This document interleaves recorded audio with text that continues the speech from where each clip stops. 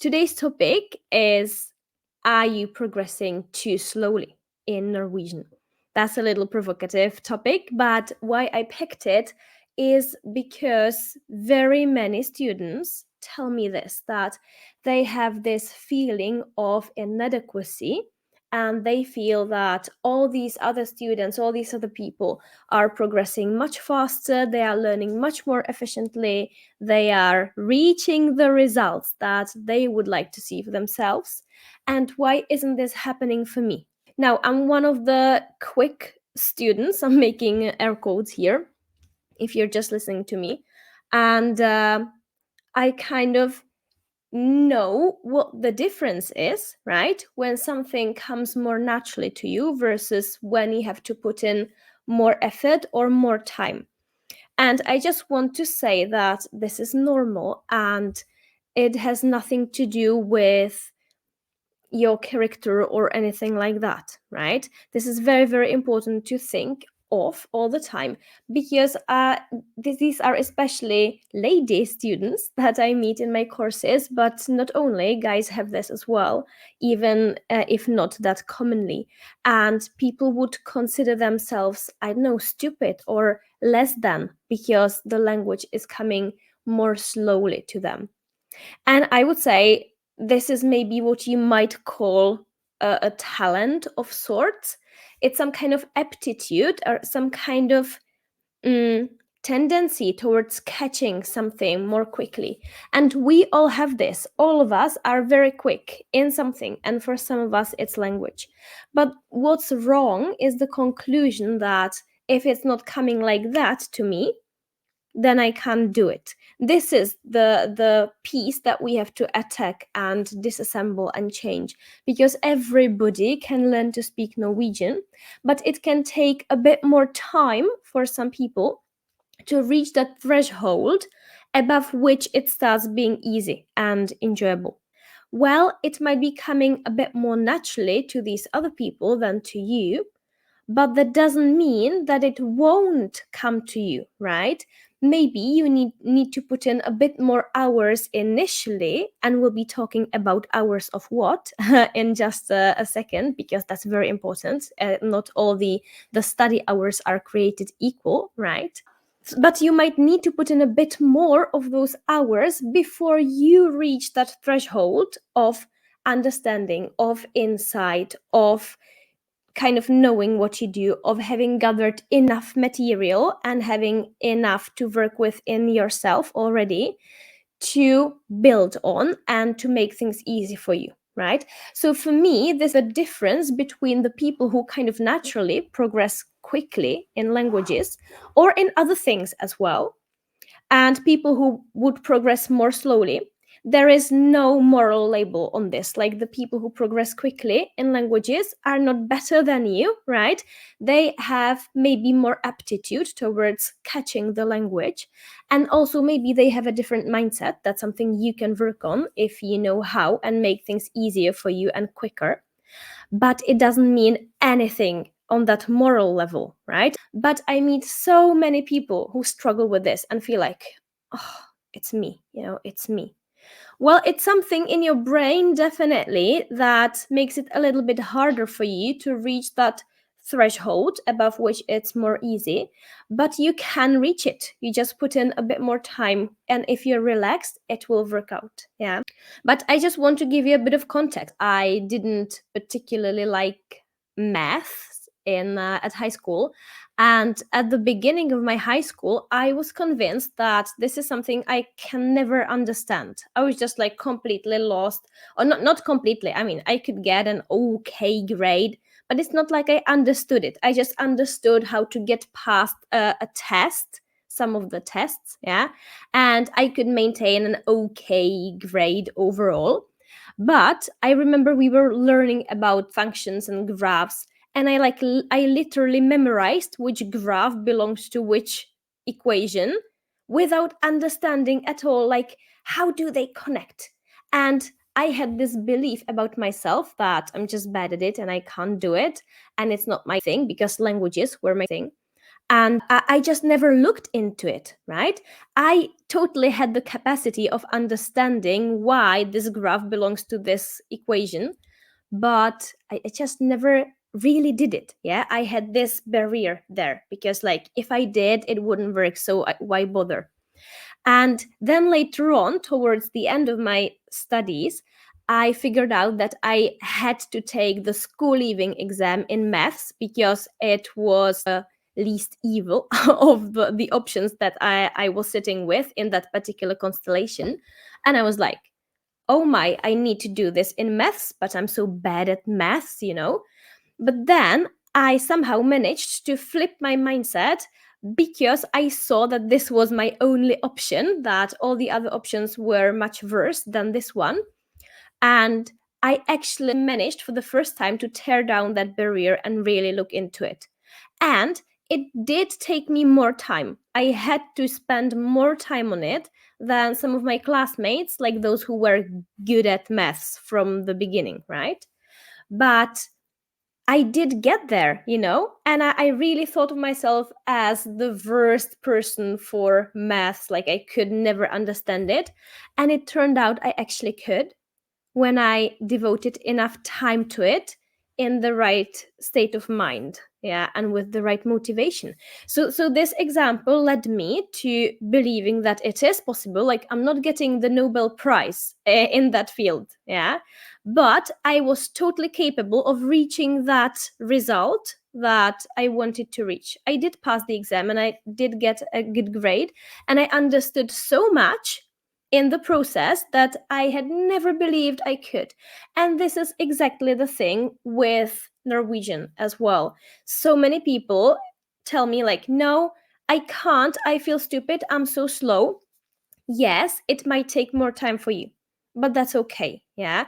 If you fill that time with something that's enjoyable rather than, struggling hard to do those exercises that you hate and that you don't see the results of, if you fill it with something nicer than that, that will bring more results on top of it, you will reach that threshold. Like me in high school maths, right? There was a threshold for me as well, that when I reached it, I was just like, oh, things started clicking into each other. Things started to make sense. And it's like a snowball. All of these things, everything you are learning has this snowball effect. And when you reach a certain size of the snowball, then suddenly, you know, you see the results more quickly. And if you have some kind of talent for something or natural aptitude, or if it's your natural interest, then you reach that threshold, that big size of the snowball, pretty quickly, and the whole process rolls, right? But in some other fields, if you want them, but you see that, okay, this is not like my totally natural thing to be doing, or I do not have this natural belief in myself, I have to be working on it first, you will reach that size of the snowball as well. You will just need to get more hours in before that threshold happens, but it will happen for you. So this is very important. I had a very good friend who is a doctor, a medical doctor, and she told me this very same thing with studying medicine, which is a difficult field to study. This is a difficult subject to study. And she said that the first years, terrible. It was like study, study, study, hard, hard, hard, and just sweating and not seeing the results yet. But then suddenly in year 4 or something like that, suddenly there was like enough knowledge inside her, and things started clicking in, and suddenly she was like, this whole thing, it makes sense. And then it was much easier to build on and to learn new things and to progress and to become an expert, right? So if you see what I mean, languages are just the same. Once you reach this threshold, the snowball is rolling, and you know in your bones that you will get where you need to get. So you need to maintain this belief as well, and know that when you reach this bar, then that's the tipping point. Then there is no looking back, and it's not gonna be that hard anymore. So that's one thing. Another aspect of being too slow, and I'm making air quotes right now, is that many people aren't actually too slow, but they think they are, because they're maybe comparing themselves with somebody else who has a very different language background. So let's say that there is a German speaker in your class, and you are a speaker of maybe a Slavic language or maybe a Romance language. Now, German and Norwegian grammar have so much overlap. German grammar is even more complicated than Norwegian, right? The vocabulary has a huge overlap, and both are Germanic languages. On top of that, there is this layer in Norwegian of loan words from Low German, from the Middle Ages. So, really, this person is sitting with a different task than you are. It doesn't mean it's necessarily easy for them. It depends on other factors as well, just as mindset or other kind of aptitudinal things.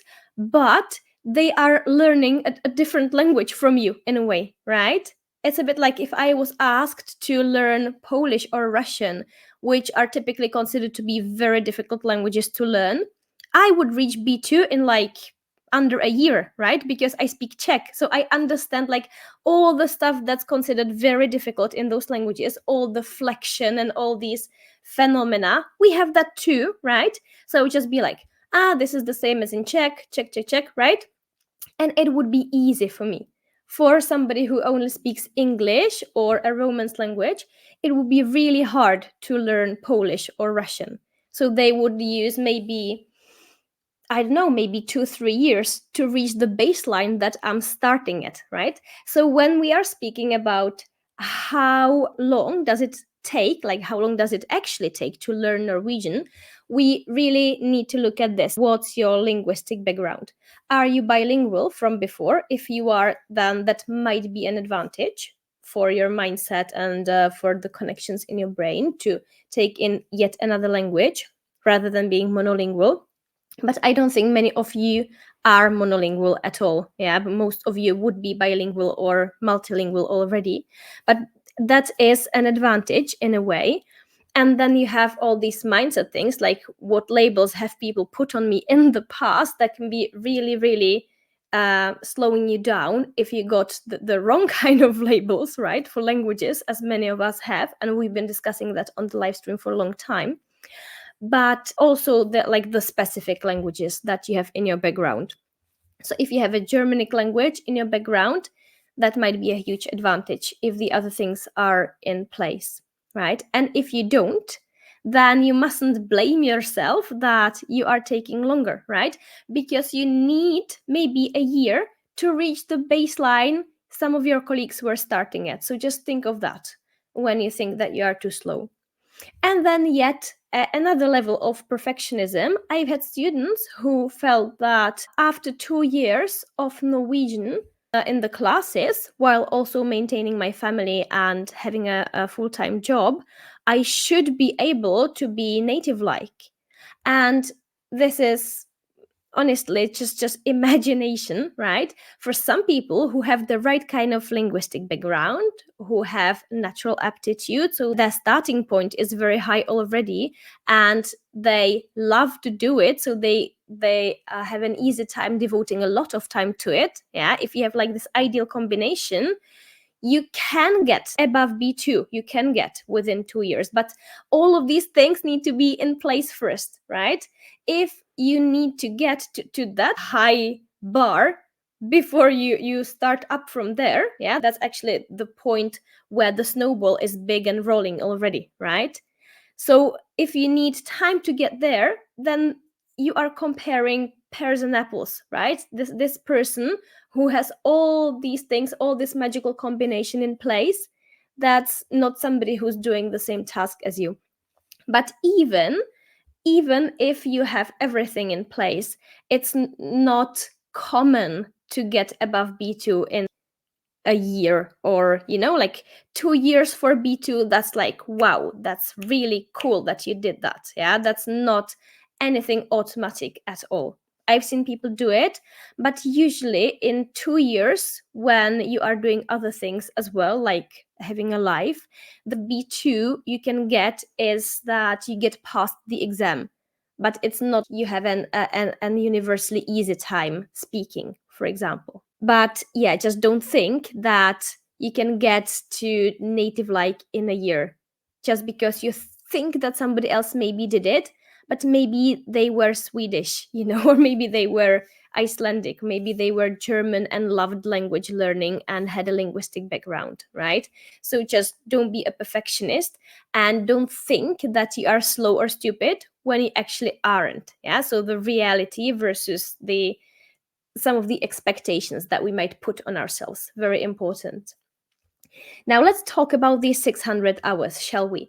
Because that's such an issue in Norway, and that's because there is this government program, right? That some people who move into Norway are entitled to getting the 600 hours of teaching, and some people are obligated to take 600 hours of teaching, and some people get both, right?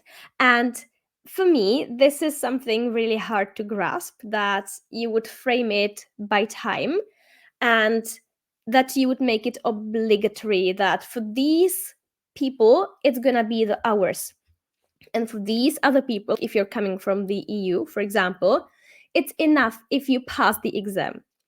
And some people could pass that exam earlier than 600 hours. So why demotivate people by pushing them through 600 hours of teaching when they might want to do it in another way? And not every teaching is certified for those 600 hours, right? That's another thing, we all know this. So these 600 hours, that's a topic, and for me it is a controversial topic. I don't think that putting the frame of hours on it is the ideal thing, because then you can ask people like, how's your Norwegian doing, right? And then they tell you, yeah, I'm like 400 hours into those 600. And you're like, yeah, but what about your Norwegian? It's not about the hours, it's about what you do inside those hours, and it's about the results that you're getting, isn't it?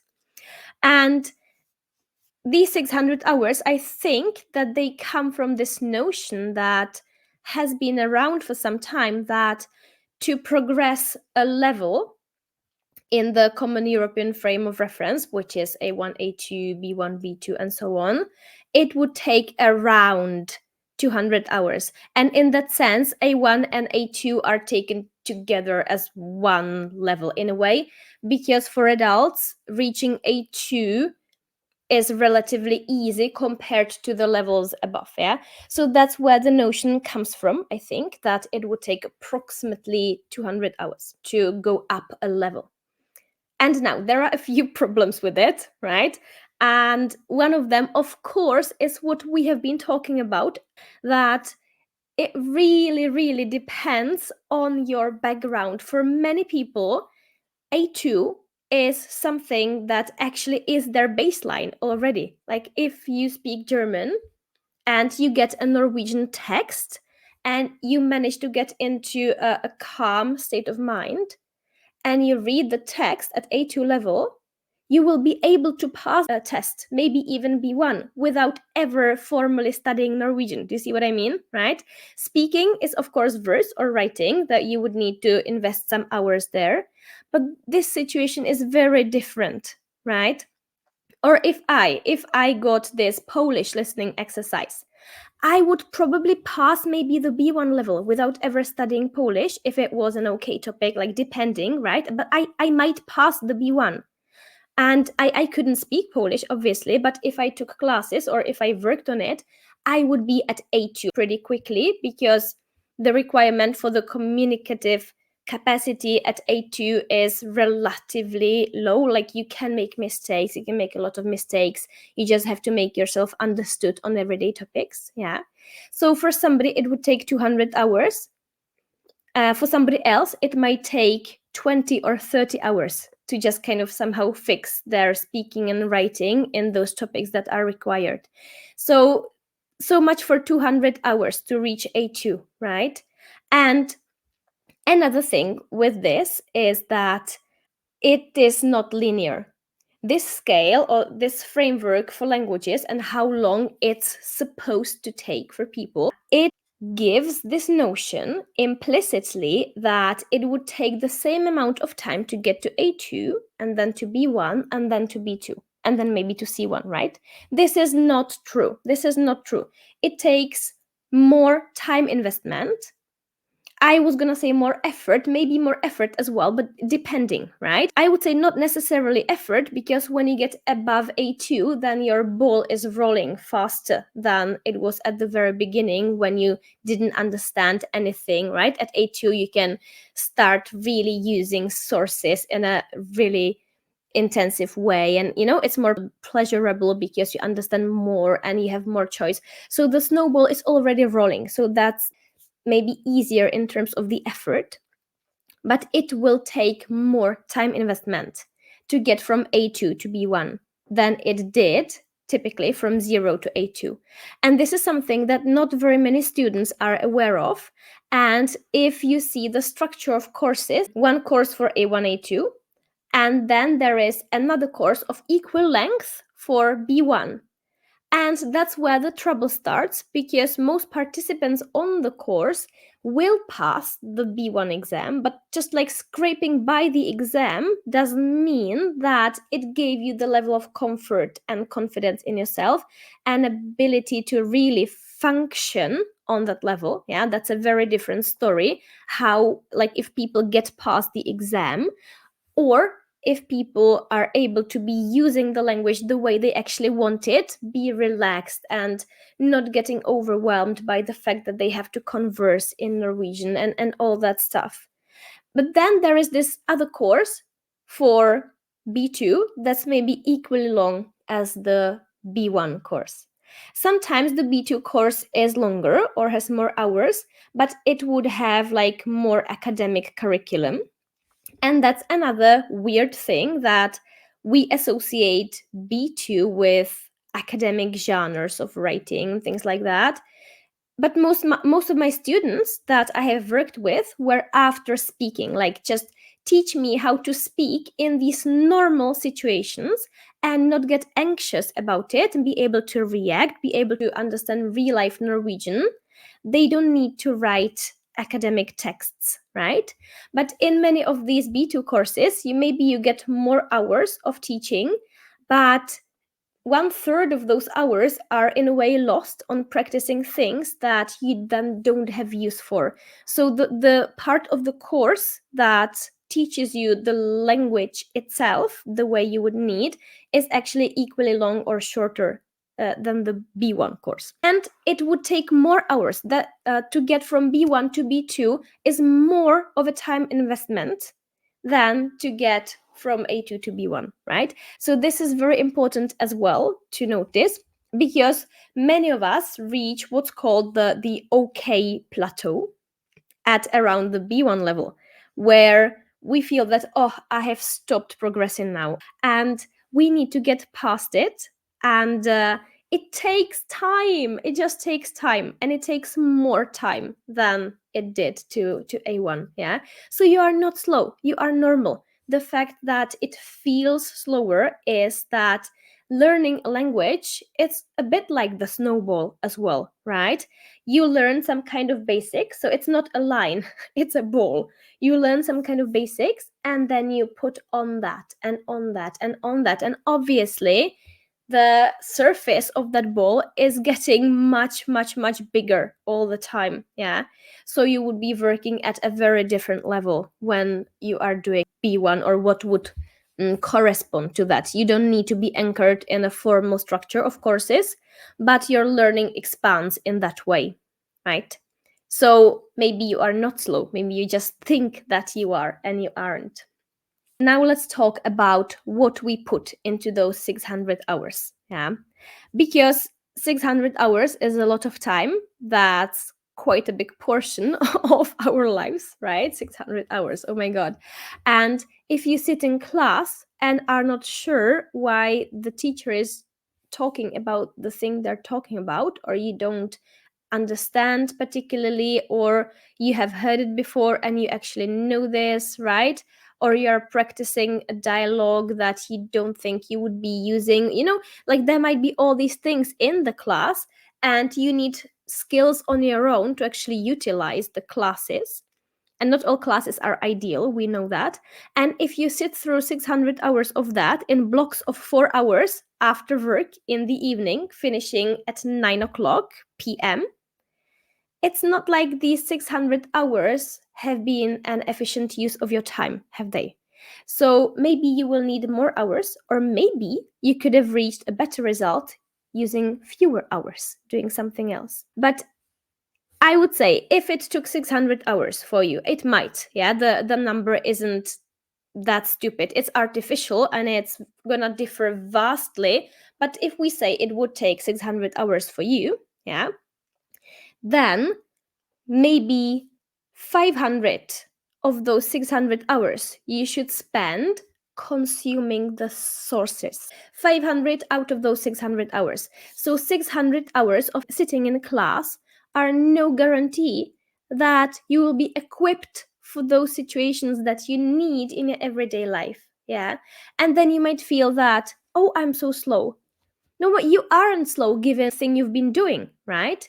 But if you were doing something different, you might have been quicker. So there is a thing here that maybe you can speed up by changing the contents of those hours that you're putting in. I always talk about like putting as many hours under your belt as you can, but not hours of sitting in class after work when you're tired and resentful. Those hours are not the kind of hours I talk about. Those hours are the hours of binging that series that you love, and you just like, just one more episode and then I'll go to bed, I promise. Yeah, those hours are the hours that will bring your results, and you might not even need 500 to get to a good level.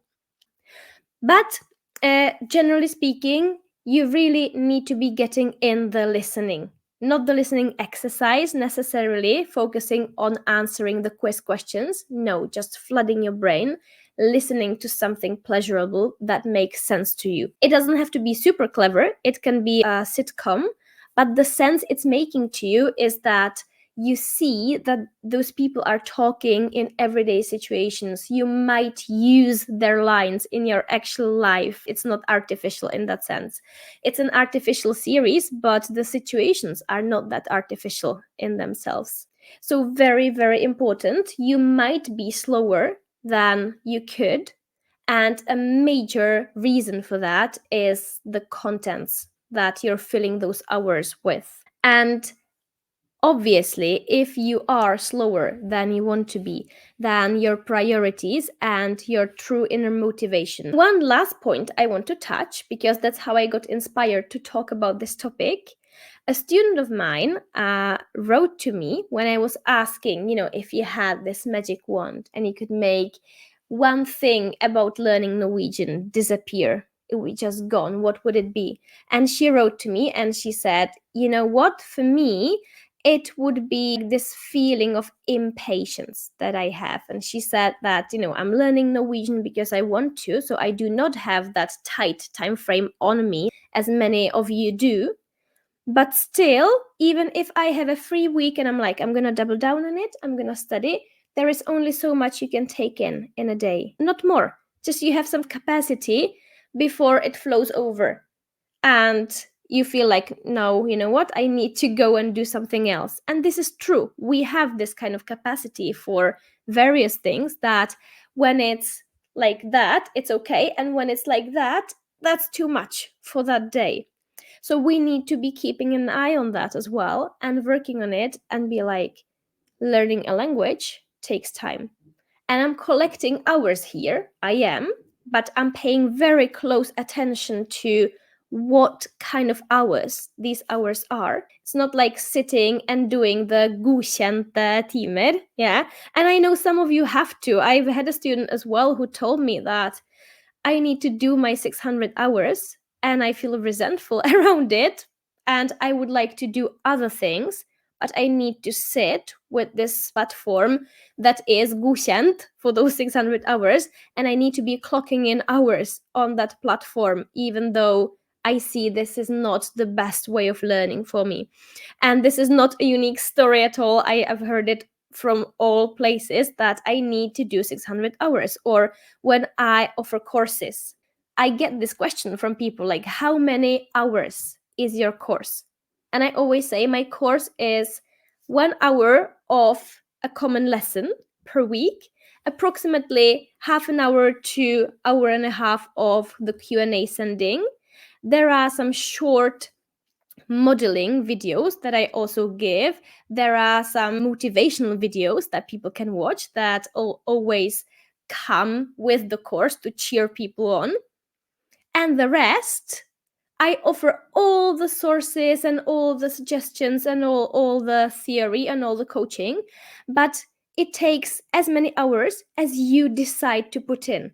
So my courses are not about hours, they are about the results. Yeah, I hate this notion of like you have to sit in for that many hours and then you will be at that level. No, you won't, because sitting somewhere doing some kind of something doesn't mean you will be at a level or you will be able to function.